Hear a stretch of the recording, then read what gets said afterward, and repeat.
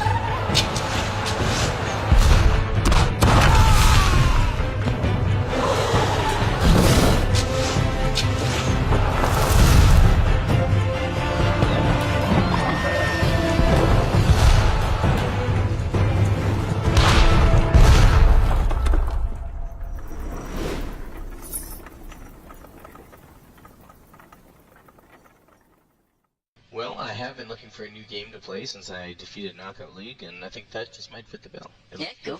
Yeah, it is. But let's get to some news. Sony has released the data for the top downloads on PlayStation VR in the month of March.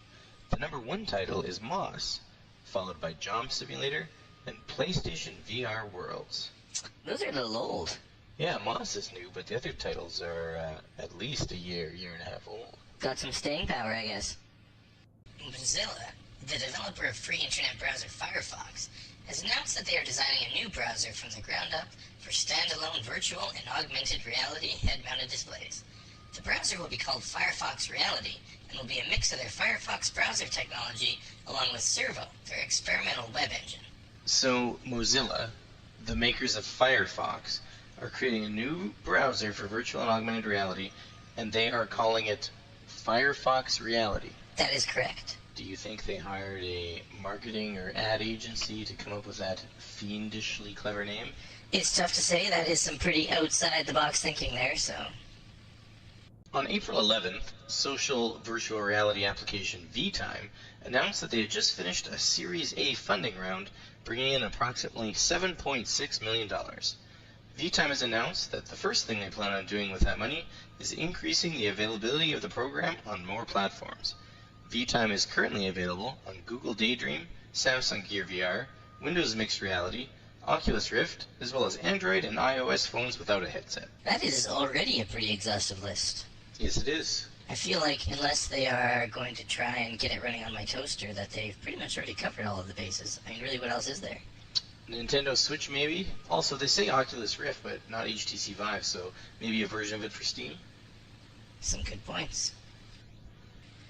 Well, I think that's everything for tonight. Thanks very much for watching, everybody.